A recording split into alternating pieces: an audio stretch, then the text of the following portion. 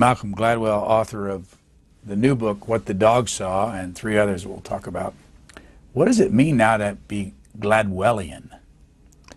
I have no idea. I mean, I hear that people use that phrase, which I suspected was invented by one of the publicists at my publishing company. I think to describe something which I think has been going on for years, which is just intellectually engaged narrative nonfiction. But I didn't invent that. That was around many hundreds of years before I came along. So, like I said, I think it's an example of corporate self-promotion by my publisher. If you look on the New York Times bestseller list, as I'm sure you know, and I'm not sure how often this has happened in history, you have 4 of your books either on the paperback bestseller or the hardback bestseller. And let me just go down briefly, just explain, give us a half a minute. You are number 8 on the hardback. Well, I'm going to get myself messed. No, you're number 8 on the paperback with Tipping Point, which came out in 2000. What's 30 seconds of what Tipping Point was? Tipping Point was a book about using the idea of the epidemic to explain how ideas spread through a population. So it took all the language and metaphor of epidemiology and applied it to behavior, to the things we think about, the clothes we wear. So it was a kind of primer on how change happens. Do you have a total of how many books have been sold by now? Oh, I don't know. No, we talked 2 million the last time we heard 3.5 years ago. It must be more, but I don't. It's of curiously difficult to find that question out. And do you pay any attention to numbers? Not really. I mean, I'm one of those people who once I've written something, I never go back and reread it. So I think it's very important to always be looking forward. And if you go back and you dwell too much on what you've done, you start to fall into bad habits and repeat yourself and get trapped, I think, a little bit. So you don't go back and ever reread something you've written? No, I haven't read The Tipping Point since it was published 9 years ago. Does it worry you might forget some of it? Oh, I'm sure I have. In fact, people periodically will tell me about something that I've written, and I'll say, "Did I write that? Really?" I'm either horrified or I'm, sort of quietly pleased to learn that I wrote that. These numbers, by the way, are early December when we're recording this. Number 7 on the paperback list for 109 weeks is Blink.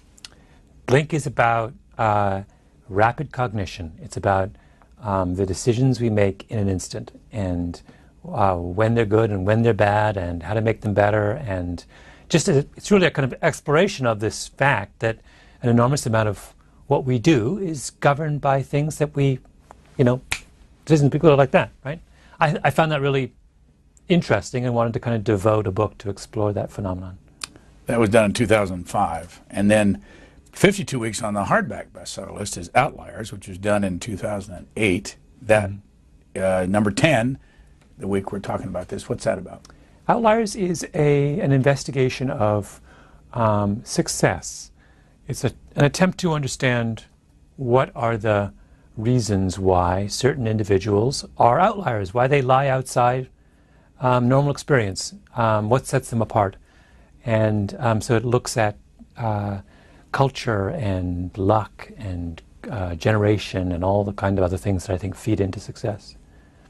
And the current one, What the Dog Saw, where'd that title come from, by the way? That is borrowed. The current book is a collection of essays from The New Yorker that I've published over the last 10 years.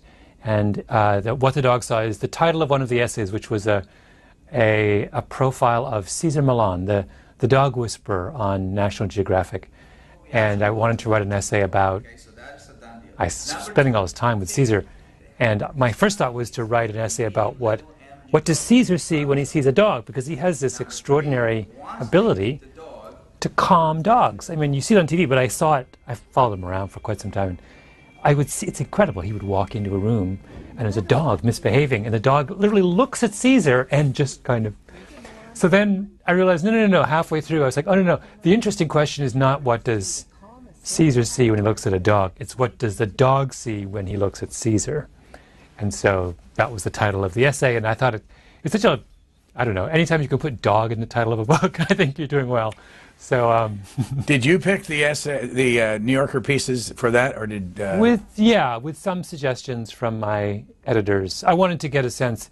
Sometimes your favorite pieces are not actually the best pieces, you know, because very often writers have very idiosyncratic reasons for liking things that aren't shared by the rest of the world, and so you have to check your preferences against more objective sources.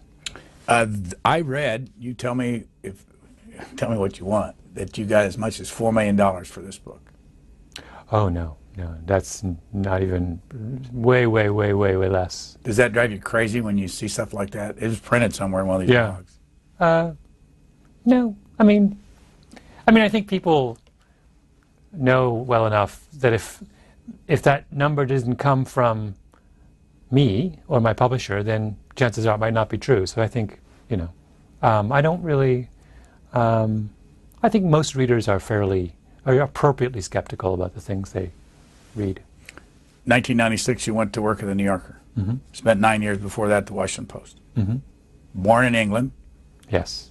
Spent some time in Jamaica, where your mother was born, and grew up in Canada in Elmira. In a little tiny town that has since become famous because down the road is where, in Waterloo, 10 minutes away, is where the BlackBerry comes from. So we're now on the map, we think. The BlackBerry, the device, not the fruit. Some of the stuff we normally talk about on this program can be found on the transcript of book notes when we talked 3.5 years ago. That's a total of 1,297 pages in book form. This last book has already been up to as high as number 3, I think, and it's number 5 the week we're talking. Of all the books you've done, the 4, when you go out and speak, which book do people ask you the most about? Oh, that's interesting. Well, Tipping Point has probably been read by the most people. It's been out the longest. And it has an idea that naturally applies itself to many, many different domains and realms. And so that's always a kind of occasion for much discussion. But I don't know. I mean, Outliers is a topic that everyone's sort of interested in one way or another. And so there's always some little piece that people are curious about or want to know more about. So it's sort of hard to say what which one has provoked the most responses. But it would probably be Tipping Point, I think. It's also reported that you are paid as much as $80,000 to give a speech. Yeah, I don't talk about money. I do get,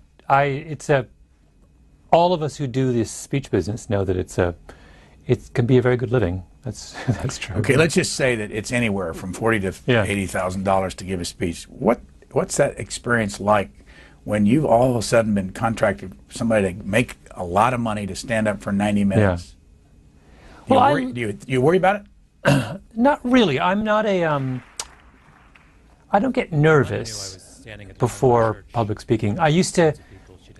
It's for a very simple reason. I am a kind of a nervous person, but years ago I used to be a competitive runner, and I would get insanely nervous before big races. So much so that I wouldn't be able to sleep for weeks beforehand. And ever since then, everything else I've ever had to do, which seems scary, I just think, is it as scary as running a race? I think, no, it's not. So everything else in my life has been, so I never get nervous. I really like giving talks because I think that the discipline of being forced to tell a story in front of a group of people and explain yourself through spoken word as opposed to written is very important for a writer. They're skills that beautifully translate to the task of writing on paper. And I think that I've become, since I started to do my speaking, I think I've become a much better storyteller. And the other thing that's crucial about it is that it forces you to get outside your world. And that's hugely important if you are going to do, as I do, a lot of this nonfiction journalism. I am by nature somewhat reserved and reclusive. But I need, by virtue of my job, to meet people, hear about new ideas, hear stories, get different perspectives. And so what speaking has allowed me to do is to I meet people I would never in a million years have met before. And it's fascinating. It sort of constantly replenishes my store of information about the world. How often do people come up to you and say, here's an idea for a story? Well, they do that more often. They don't phrase it that way. More often is you start to chat with somebody who does something totally different from you, and they tell you something that's incredibly interesting, and they don't realize it's interesting because it's something that's familiar to them, right? So it doesn't have to be as formal as that. The amazing thing is that, this is one of my kind of rules of conduct, I think everyone's interesting. I really, honestly, seriously believe that when people are talking about the things that they know well and do well, they are almost always interesting. And if they're not, it's generally your fault because you're not asking the right questions, or you haven't made them comfortable, or you haven't, and not their fault. And once I learned that lesson, my journalism became a lot easier. You said to a group recently, in times of crisis, this was November 19th, 2009, in times of crisis, we want our leaders to be smart, but what we want is our leader to be humble. Yeah, this is comes from I wrote a talk after the financial crisis. I wrote a talk, part of it which is in the New Yorker, but part of it was new. It was all about the Battle of Chancellorsville, which is Civil War. Civil War. Robert E. Lee and Fighting Joe Hooker, and Lee beats Hooker, and he shouldn't have beat Hooker. Hooker had him outnumbered 2-1. I mean, Hooker had him dead to rights, and Lee pulled it out. And it's this incredibly interesting battle, and there's all kinds of reasons why Hooker blew it, but at the core of it was that he was arrogant. He was overconfident. He thought he had Lee so completely outgunned that he no longer had to take Lee seriously as an opponent. And I thought that there was a truly extraordinary, fascinating lesson in that, because overconfidence turns out to be, psychologists tell us, the most common kind of flaw of experts. You know, if incompetence is the disease of the novice, overconfidence is the disease of the expert. And what I believe one of the ways to explain what happened on Wall Street 2 years ago is precisely this, that these titans of the financial industry began to behave as Hooker did on the eve of the Battle of Chancellorsville. They believed themselves to be in such command of their world and their environment and their decisions that they were no longer capable of failure. So I think this notion that our experts and our leaders need to be humble more than they need to be good is really important. Not to say that they don't need to be good, of course they do. It is that as we get better and better at what we do, we run an ever-increasing risk of overconfidence and arrogance. And we need to keep that. The task of the leader or the expert is to keep that psychological problem in check. And they need our help to do that. When you think of leaders, can you name a leader that you think showed some humility? Oh, interesting. I thought you were going to ask me the opposite question. A leader who did not. That's a much easier question to answer. Well, you know, it's funny.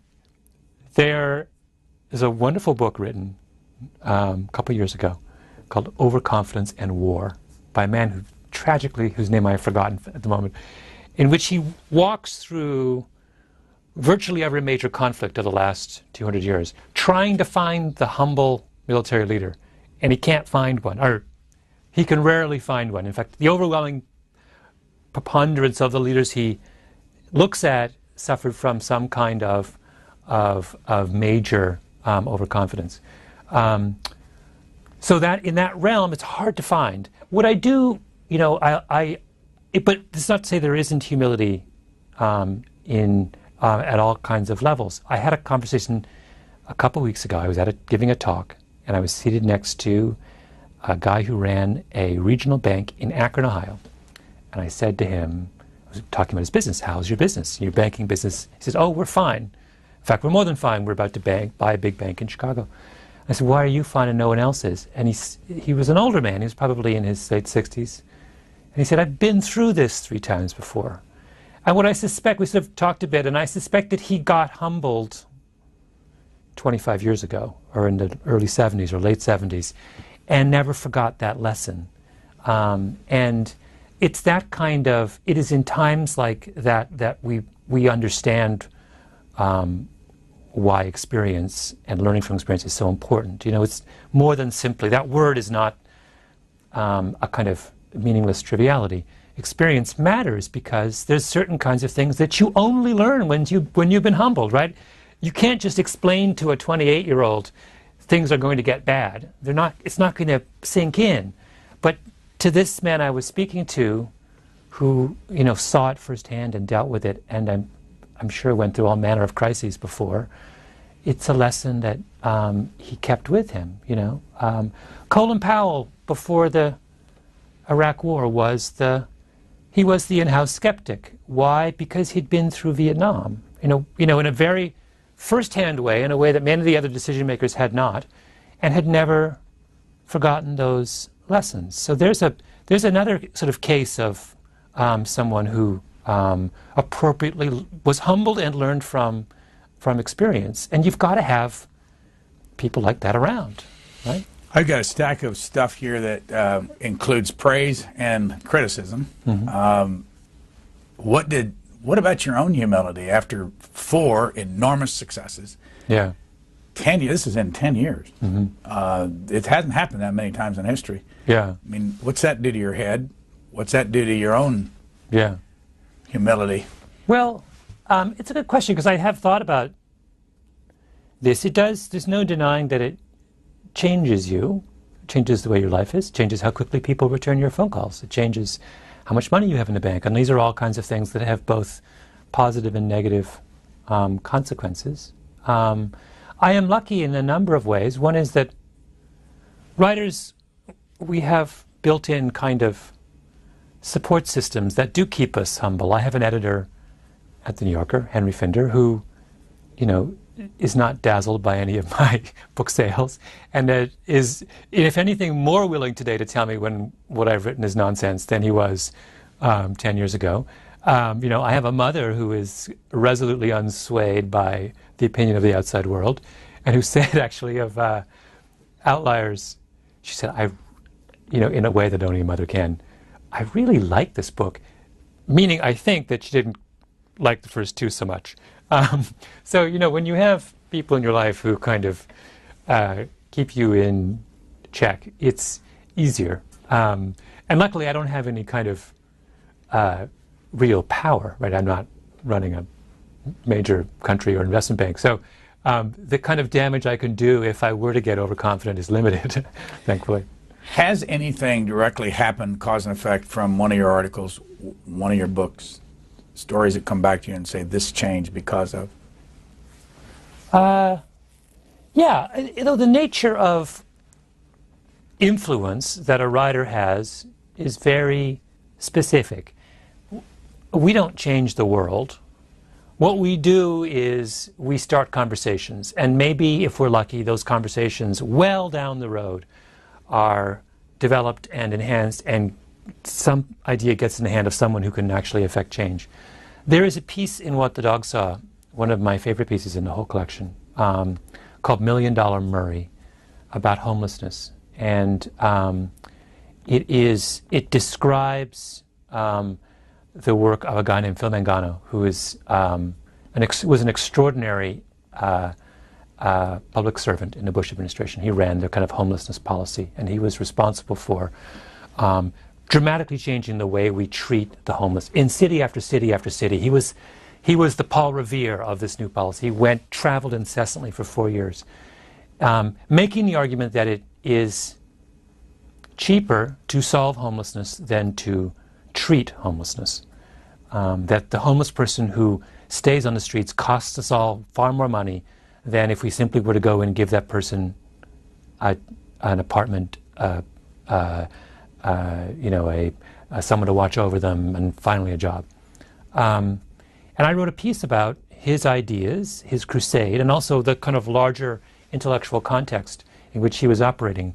I didn't create that movement, but I publicized what he was doing, and many people in that world tell me that it made their work a lot easier to have an argument, a kind of fully fleshed out argument in a national magazine, making a case for what they were doing. It helped to overcome some of the skepticism. That's the way in which writing of the sort that I do is, I think, valuable, in that it helps people who are, when I shed light on something, it helps those people who are interested in creating change to makes their life a little bit easier. There is a woman by the name of Maureen Tassett, who writes for The Nation. You know about her? Why is Malcolm Gladwell so successful is the title of her piece back in November 23rd of 2009.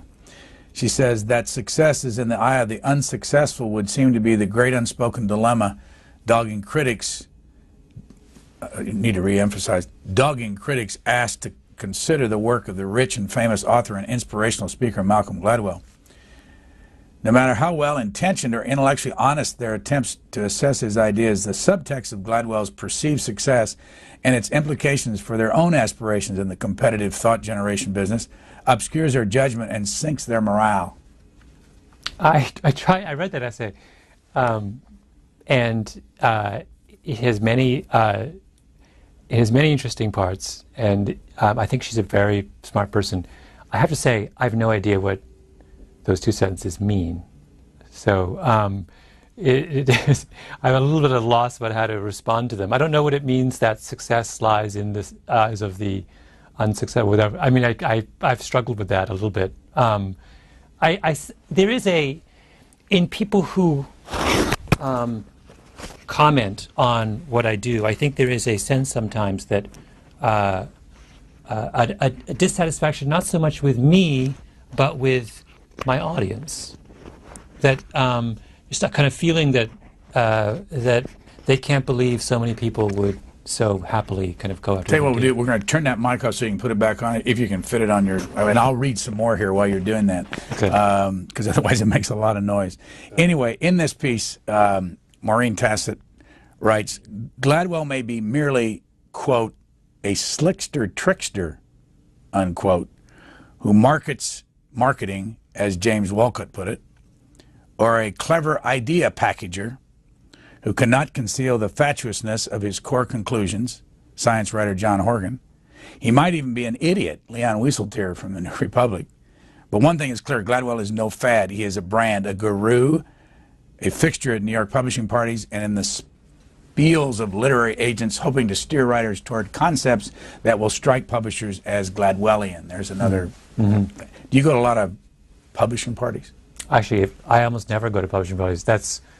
I'm somewhat reclusive, so I think that's when you're making a list of, when you're setting someone up, one of the things you do is you pretend that they are fixtures at publishing parties. I haven't been to one probably in about 3 years, but.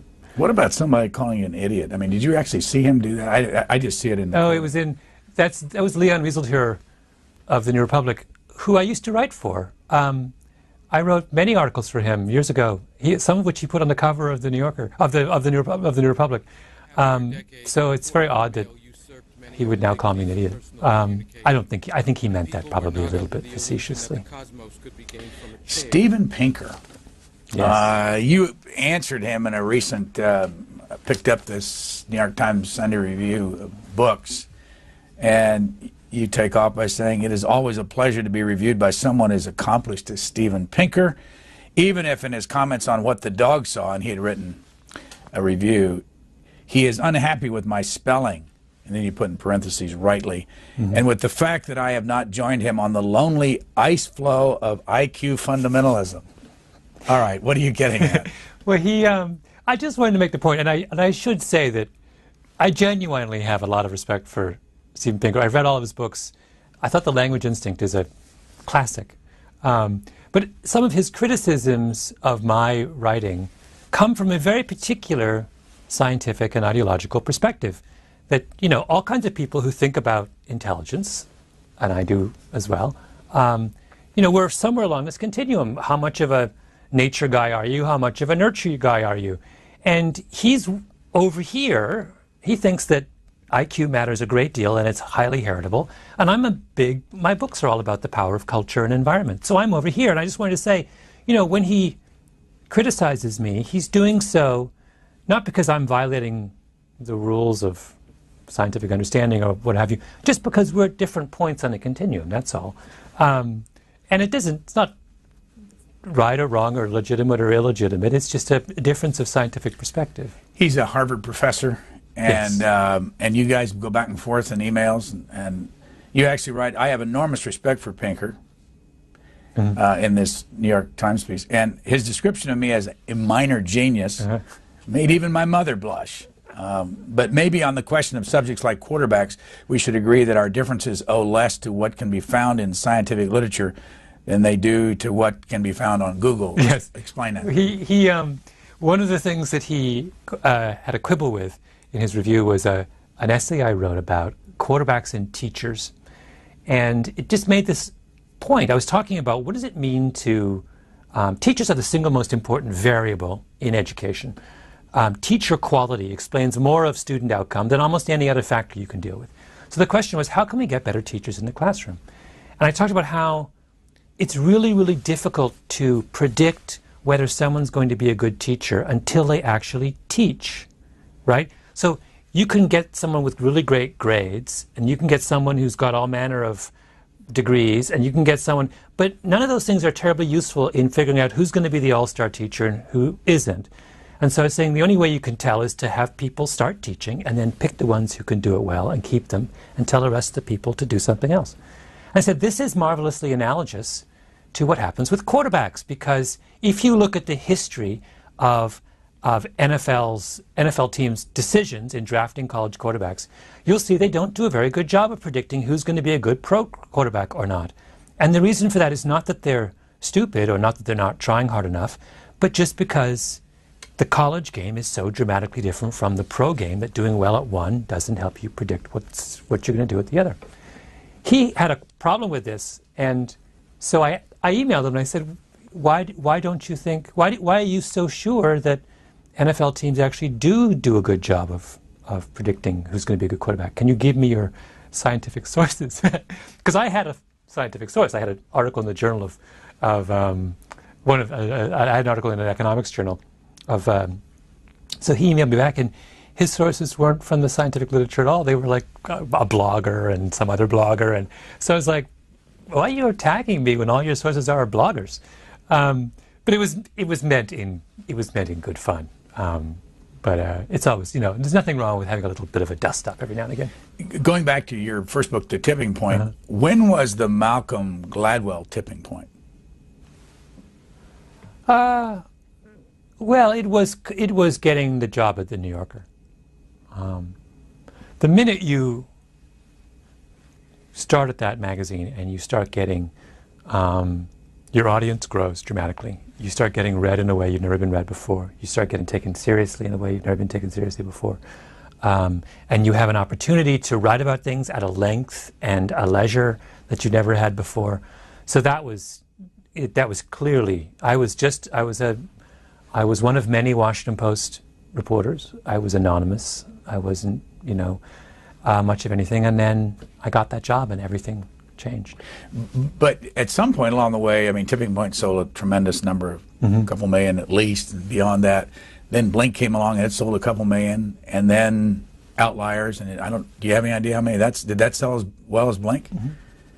Something happened there that all of a sudden people are quite anxious to get that next book you write. Yeah. Well, you get, there is a thing where, people get comfortable with the way you look at the world. So, I loved that book, Freakonomics. And what was interesting about that book, Freakonomics, was that it was a very particular and distinctive way of looking at the world, right? It was an economist and a journalist who combined storytelling and kind of academic rigor to shed light on stuff that you would never have thought an economist had an interesting thing to say about, right? And so that book, I read that book, I love that book. The new one comes along, I see it as super Freakonomics. What do? I buy it. Why? Because that way of looking at the world they've won me over to their particular perspective on things. And it's so unusual. I know I'm not going to get it anywhere else. And so I'm delighted to kind of have another go with them, go for another ride with them. And I think some part of that is probably what's happening with me, is that people read Tipping Point, and even if they didn't agree with everything I said, I think that they found something exhilarating or exciting about the way in which I approach topics. Have you had any analysis done about where your books sell in the country? No, I never. I never have. No, I've never. Like 2/3 of the American people live on this side of the Mississippi, and whether or not you. No, I don't think. I don't think of my readers as being defined by geography or class or income. I think of them being as defined by an attitude. I think of them as just being kind of curious, open-minded people. Like I run into them, and that's the sort of, I just get that vibe over and over. When you're invited to speak, where more often than not will you be traveling to? What part of the country? Well, all over. But if you do a lot of sort of conventions and company meetings, you do them in warm weather places in the winter. So it's sort of hard. The people come from all over to San Diego or something. So you're in San Diego. But so no, it's a pretty, when you think about where they're coming from to hear me, it's from all over the country. I'm going to go back to Steven Pinker's original analysis review in the New York Times back in the middle of November. The common thread in Gladwell's writing is a kind of populism. Mm-hmm. Do you agree? Very much, yes. Which seeks to undermine the ideals of talent, intelligence, and analytical prowess in favor of luck, opportunity, experience, and intuition. That's a little strong, but I wouldn't go quite that far. But for an apolitical writer, are you an apolitical writer? Mildly. I'm a Canadian, like Professor Pinker. So are Canadians apolitical, or are we just different? For an apolitical writer like Gladwell, this has the advantage of appealing both to the Horatio Alger right and to the egalitarian left. Mm-hmm. You sense that when you're out there at those conventions and speaking to those groups? Yeah, he's right in the sense that I am not explicitly political. I'm not interested in playing those kind of familiar ideological games. I'm interested in providing a kind of different view of things. And so I don't, it never comes up when I'm talking to an audience, political matters. So there's no kind of opportunity for people to divide themselves along ideological lines when they're listening to me or reading me, because we're not touching on those issues, By the way, What the Dog Saw, the current book, is 19 articles from the New Yorker. Are you working on another book for the future already? No, I'm working on articles for the New Yorker. I'm not. My day job is my New Yorker writing, and I do that in the years between book writing. But my next book is, I'm sure, many years away. Many years. Yeah, you need an idea, a good one.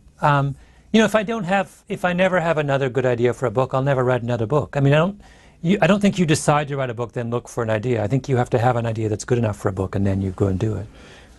Now, I'm not going to put words in your mouth, but if you just do a simple arithmetic and you say you've sold 6 million books and you get $3 a copy, that's $18 million. Mm-hmm.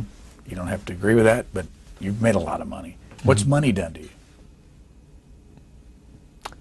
Not that much. I'm not a very... it's just off in the bank somewhere. So I'm not a big spender. I rent my apartment. I drive a Volkswagen. I don't have a kind of extravagant lifestyle. But I grew up in a very kind of, my family was fundamentally kind of agnostic in its feelings towards money. My parents we didn't lack, but we weren't terribly concerned with it, wasn't meaningful. And I sort of have the same attitude towards it. It's fine. It's better than not having it, but it's not something that makes a great deal of difference in how I live my life. At one point in one of your books, you say that Judith Rich Harris, author of The Nurture Assumption changed the way I thought about the world. Who is she? Do you know her? When did she write the book, and what was it? She, Judith Rich Harris is a psychologist who I wrote about years ago when she wrote a book called The Nurture Assumption, which was an extremely interesting book. And she makes a number of very sophisticated arguments in the book. One of which is that when we talk about what we mean by environmental influence, so all of us are shaped in part by our genes and in part by the world we grew up in. And she wanted to argue, and I think she convincingly did so, that what we mean by that is really peers and not parents. In other words, that parents provide less of an environmental influence on their lives, on the lives of their children, than do children's siblings, friends, cohort. And she works this out, and what appealed to me about that idea was that almost all of a lot of my writing is about trying to understand the nature of the environment, the influence of the environment. That's really what I come back to again and again and again. Outliers is trying to understand success in the context of the worlds people are born into, generation, culture. Blink is trying to understand what's going on around you, how does that affect the kind of snap decision you make, right? So I keep coming back to this issue, and what she did very brilliantly and very early on in my kind of thinking was that she clarified what that means, what the environment means, and she said even more powerfully that we have only the dimmest understanding of what the environment means, right? We've been operating on using all kinds of myths that are untested and untried, and we need to rethink that really important word. And that was a sort of a crucial motivation for me to write some of the books I've written. A fellow named Paul Greenberg. He writes editorials in his column at the Arkansas Democrat-Gazette. It's a conservative paper. He's a conservative writer. He probably has as harsh a criticism as I've seen. He says Malcolm Gladwell's specialty is the kind of pseudo-intellectuality designed for the carriage trade and delivered with an air of insight and only the air. Pretentious, ponderous, and mostly piffle. When it's not just plain wrong-headed, it's the print version of the most pompous talk show you can think of. He doesn't sound very happy, does he? He does, and I just wondered do you get a lot of that? Well, I mean, are you pretentious? Do you feel pretentious? I don't think I am. I mean, I try not to be. Are you ponderous? I don't know. I mean, people will read you how they read you, and you have to. A long time ago, when I started sort of writing, being a journalist, I sort of had to kind of sit down and think about how am I going to deal with criticism, because criticism as a writer is absolutely inevitable, right? You're always going to have the Paul Greenbergs. There's nothing you can do about them, and the question is, how do you want to respond to them? And I decided very early on that I was never going to make it a sign of my own success or feeling that I had succeeded, that I silenced critics. I'm not out to convert the world. No interest in so doing.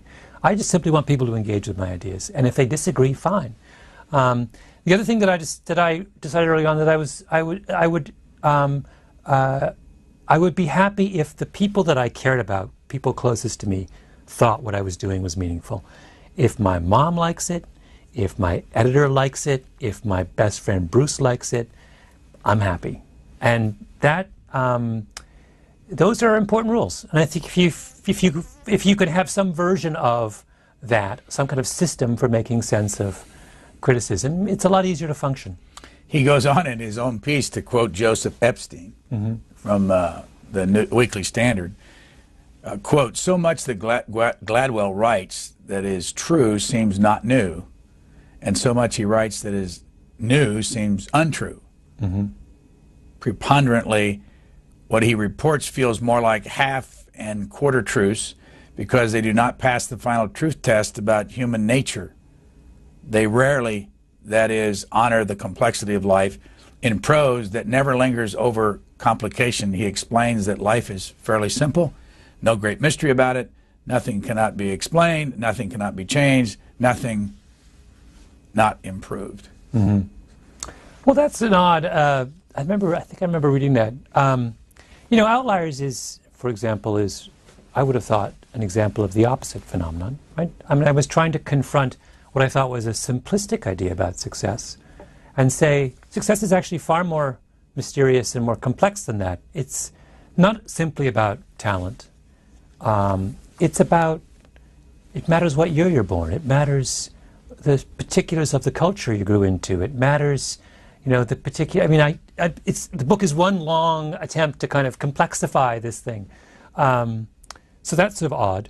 And then we were just talking about quarterbacks and teachers, and how the impetus for that article, which is in What the Dog Saw, was all about the fact that we cannot predict who's going to be good. And we've been trying over and over again to simplify this and make out that if you simply have a teacher's degree and a BA and this kind of certification, you will be a good teacher. And my whole point in that article was actually, no, you can't predict it. It's messy. You got to let lots of people try and pick the ones who are good and say sadly goodbye to the rest. So I feel like I spend a lot of time in my writing doing the opposite to what he's saying. University of Toronto? Yes. Canadian history major? Yes, and English history. Okay, what's the difference between studying Canadian history and studying American history? Oh, so much. How can you say that? Well, what I mean, obviously, but what is it that the Canadian history professors are teaching that? Oh, I see. What's the difference in the? Well, we're a very, very minor player in the world.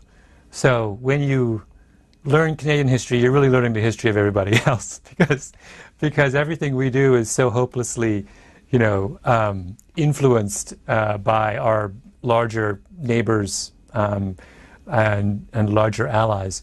So you learn a lot about England, and you learn a lot about France, and you learn a lot about America, and you learn a lot about all kinds of other places, which is useful, I think. I remember as a kid listening to the radio. We listened to the news on the CBC radio every night at 6 o'clock.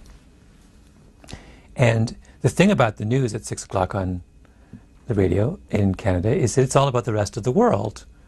Because you're Canada. You can't give a kind of sophisticated account of what happened that day and confine yourself to a country of 18 million. Not enough happened of consequence. So I grew up as a little kid hearing about Africa and South America in the news every night, right? All of these places.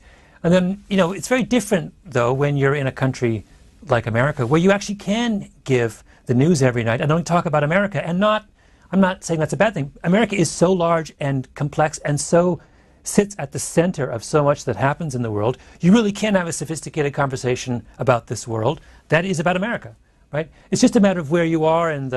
So in Canada, we were forced to look outwards, and that was a really wonderful experience for someone who wanted to go into the business of being professionally curious. I won't stay on this very long, but in this country you hear about George Washington, Thomas Jefferson, John Adams, and on and on. Who do you hear about in Canada?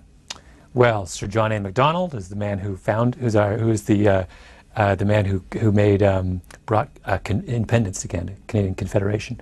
But you hear about lots of other, you hear about English kings, and you hear about, all my memories of childhood history are just completely. I would hear about Michael Manley, the founder of Jamaican independence, and because your mom, because of my mom, or there was just a kind of. My father would talk about Henry VIII to us, and it was so it was always out there. Since we last talked, a man named Barack Obama became president of the United States, and he is like you, as a biracial. Yeah. Any impact? And did you instinctively like him because he was like you? Well. And what do you think of him now? Well, I will confess to being a huge fan of his. I would hope not just because he and I are both biracial, but I, like many Americans, I was initially fascinated by him. He's exotic, right? I mean, he really is. I mean, and he has that kind of princely air about him. He's really quite a extraordinary. The man he reminded me of was Pierre Trudeau, who was, the great Canadian Prime Minister of the late 60s, early 70s, who was cosmopolitan and regal in that same kind of way, and a little bit aloof, kind of. But charismatic. I mean, there's really quite some similarities between the two of them. And like many people, I was profoundly hopeful that his election represented some kind of turning point in the way we think about race. I'm less convinced of that now, actually, but I was hopeful of that at the time. Are you very political?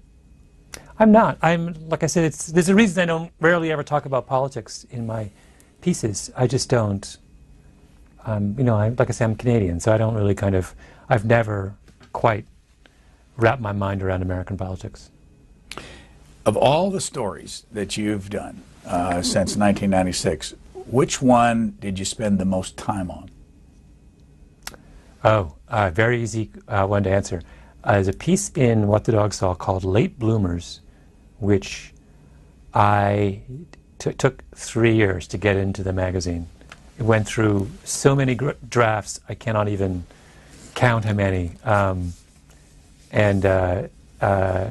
It was because I had this really interesting idea, which was there was a work, I read this book by an economist at Chicago named David Galenson, in which I thought was so fascinating, in which he talked about how genius comes in two very different forms.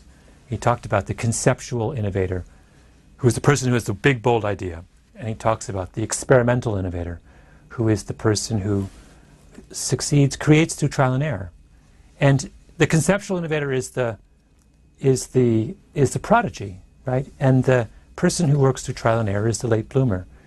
And I loved this idea so much because he was dignifying the late bloomer, which I thought there was something wonderful in there. But I had a devil of a time finding the right stories to illustrate that point. Because when I have an academic argument, I like to find narratives to complete it. And just was really hard to find the right ones. But sometimes you have to be persistent. And you focused on two people?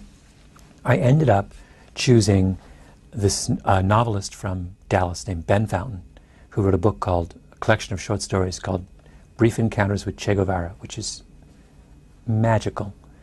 And he was my late bloomer. He published that book in his late 40s, after spending 20 years sitting at his kitchen table in Dallas, writing and being rejected, and writing and being rejected.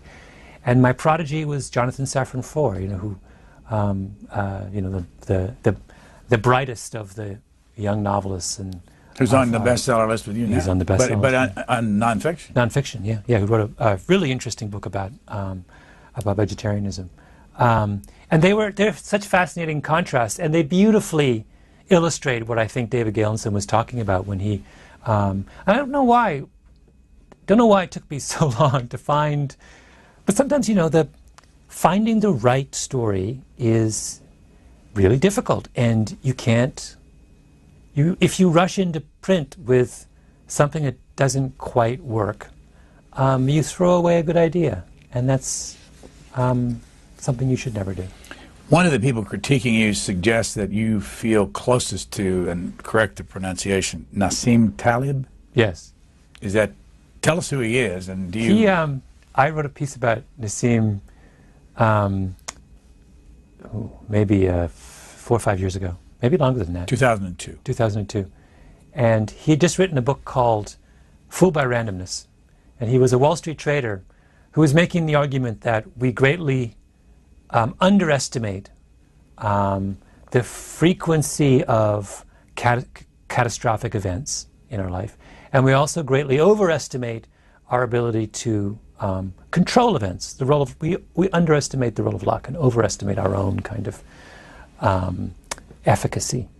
And Nassim is a brilliant man, one of the most gregarious and charming and hilarious people I've ever met. So I wrote this. I you know, as one does sometimes when you write a profile, I fell in love with the guy. I mean, who wouldn't? He's just so fascinating. I wrote a piece about him. And then he subsequently wrote a book called The Black Swan, which was a huge bestseller. And by the way, his idea is so brilliantly kind of predicted, anticipated the events of last year on Wall Street. I mean, he called it. I mean, he was saying this 4 or 5 years ago, that the models these traders were using, they were using to justify these enormous multi-million-dollar risks, were based on a fiction. I mean, Nassim said this in 2002. And I do feel an enormous intellectual kinship. I mean, we talked about Judith Rich Harris before. If I had to list, you know, the people whose thinking has powerfully influenced mine, I would put Nassim very high on that list as well. I think he's right. We want to, it's part of this desire we have as humans to pretend we are far more in control of things than we actually are. We're not respecting the mystery and the complexity of the world we operate in. Explain, though, how he made his money with the options. Oh, Nassim had a contrary trading strategy. So what he would do is he would basically buy what are called out-of-the-money options. He would buy a series of options on the stock market, which would pay off only if stocks either went up extraordinarily or, more importantly, dropped extraordinarily. In other words, he had an investment strategy where 99 days out of 100, or more actually, 499 days out of 500, he lost a little bit of money. But then he was just waiting for a crash. And when the crash happens, he would make, you know, depending on the size of his position, tens, hundreds of millions of dollars, if not billions. In fact, I think the trading firm which he's involved with made, last year, made an utter fortune. But he makes this really interesting argument. You know, it's really hard to do that. He wakes up every day knowing that there's a 99.9% chance he will lose money that day, right? And he's just banking on something which he doesn't know when it's going to happen. He's just saying at some point there's going to be a big catastrophe. Could be 7 years away, right? Which means he will lose money every day for 7 years and then make it all back and more on the... And nobody does that, right? And one of the things that's so fascinating about him is he tries to get at this question of why don't more people do that? I mean, it's painful and difficult, but it's actually, it's a very rational way of hedging your risk in the marketplace, right? Being prepared for catastrophe. Where's he from originally? Nassim is Lebanese, but he's an American now, but his family is Lebanese, and he's Do you still see him? Do you know him? Yeah, I ran into him not long ago, and I email him with him sometimes. And yeah, you know, one of the great, wonderful things about writing these pieces for the New Yorker is that you get to meet these extraordinary people who you would never meet otherwise, right? And spend time with them and get to know them and keep in touch with them. And you know, that when I did a piece a couple of months ago for the New Yorker about this brilliant software mogul in Silicon Valley named Vivek Ranadive, who it's all about how he's Indian and what happened when he began to coach his daughter's basketball team and began to coach them as an Indian, not as an American. He didn't know anything about basketball. So it's all about what happens when someone from outside of our culture discovers when a very, very thoughtful person from outside of our culture encounters one of our little closed cultural worlds. Well, what does happen is he took this team of 12-year-old girls to the national championship. But there's another guy who, you know, when would I have gotten to meet him otherwise? I mean, you write a story like that and you get to know these people. What story did you write that was the easiest? You got to it quickly and it just fell on your lap. Was the opening piece in the volume is a profile of Ron Popeil, the great kitchen gadget entrepreneur and king of late night infomercials. And it's one of my favorite pieces I've ever written, and it was far and away the most interesting because he, is so effortlessly interesting. It was every now and again as a journalist, it happens once every decade. You turn on the tape recorder, the person you're writing about starts talking, And as they talk, you realize, I have to do nothing else. I just have to go home and transcribe the tape, and it's done. It literally was that way with Ron. He just started talking, and then I went and talked to his cousin and his, the guy he worked with, and one other guy, and I just transcribed the tapes and literally just put blocks of text down. It was done. It's amazing. Sometimes it happens. It's a miracle when that happens, and it's you never forget it. What are you doing with all those tapes? Yeah, did you keep them? They're somewhere. I'm not very organized, and so I don't know where they are, but they are somewhere in a box. So you're not thinking of the future of a Malcolm Gladwell collection in some library somewhere? Oh, no, I don't. I doubt. I'm sure I'll be forgotten long before anyone collects my belongings. One of the things that comes through is that you couldn't go to grad school, you say, because you didn't have good enough grades? Yeah, no, I wasn't a superb student. So if there was a person you could thank for your writing ability, who would that be? Or did you just come to it on your own? Well, my mom is a writer. My mom is a lovely writer. Living in Canada? Living in Canada. And is your dad still alive? my dad is, my father is a mathematician, but he also has both my parents have an extraordinarily clear and simple way of expressing themselves, both in speaking and in print, and that's always been my model. That if you can express yourself, complicated ideas in a clear and simple manner, people will read you. I know you live in New York City, West Village still. I do. You intend to live in the United States for the rest of your life? I don't know. I like it here. I love this country, and I have all my friends are here. But if I ended up in Europe one day or back in Canada, I wouldn't be terribly surprised. Malcolm Gladwell, author of the new book, What the Dog Saw, and 3 others we'll talk about. What does it mean now to be Gladwellian? I have no idea. I mean, I hear that people use that phrase, which I suspected was invented by one of the publicists at my publishing company. I think to describe something which I think has been going on for years, which is just intellectually engaged narrative nonfiction. But I didn't invent that. That was around many hundreds of years before I came along. So, like I said, I think it's an example of corporate self-promotion by my publisher. If you look on the New York Times bestseller list, as I'm sure you know, and I'm not sure how often this has happened in history, you have 4 of your books either on the paperback bestseller or the hardback bestseller. And let me just go down briefly, just explain, give us a half a minute. You are number 8 on the hardback. Well, I'm going to get myself messed. No, you're number 8 on the paperback with Tipping Point, which came out in 2000. What's 30 seconds of what Tipping Point was? Tipping Point was a book about using the idea of the epidemic to explain how ideas spread through a population. So it took all the language and metaphor of epidemiology and applied it to behavior, to the things we think about, the clothes we wear. So it was a kind of primer on how change happens. Do you have a total of how many books have been sold by now? Oh, I don't know. No, we talked 2 million the last time we heard 3.5 years ago. It must be more, but I don't. It's of curiously difficult to find that question out. And do you pay any attention to numbers? Not really. I mean, I'm one of those people who once I've written something, I never go back and reread it. So I think it's very important to always be looking forward. And if you go back and you dwell too much on what you've done, you start to fall into bad habits and repeat yourself and get trapped, I think, a little bit.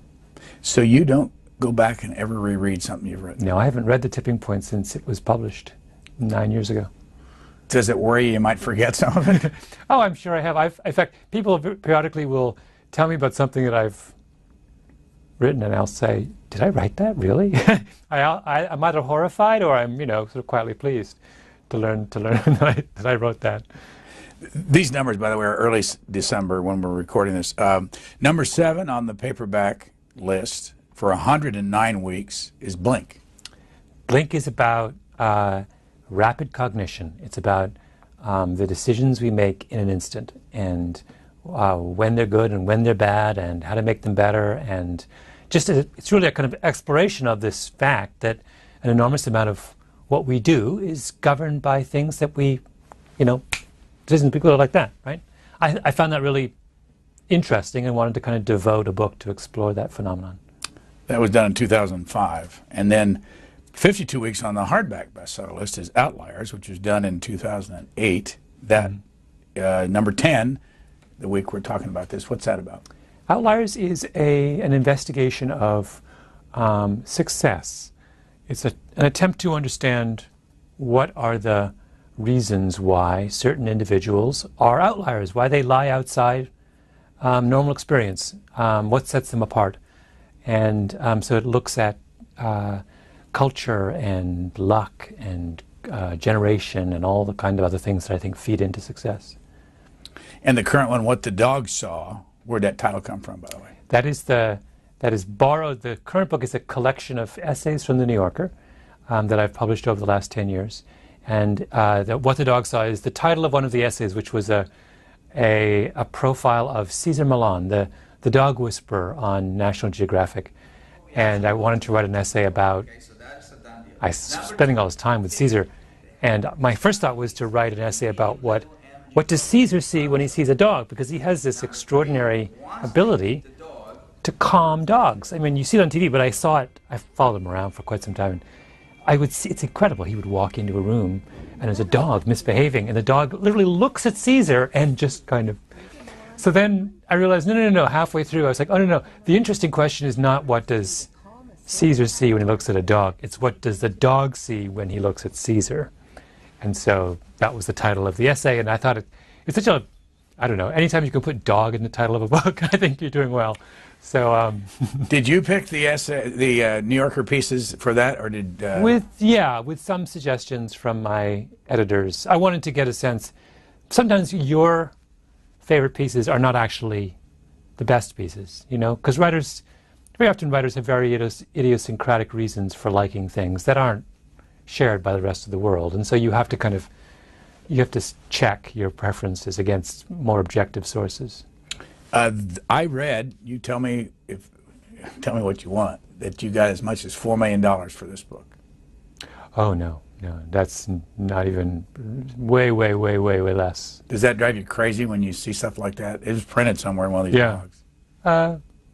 No, I mean, I think people know well enough that if that number doesn't come from me or my publisher, then chances are it might not be true. So I think, I don't really, I think most readers are appropriately skeptical about the things they read. 1996, you went to work at the New Yorker. Mm-hmm. Spent 9 years before that at the Washington Post. Mm-hmm. Born in England. Yes. Spent some time in Jamaica, where your mother was born.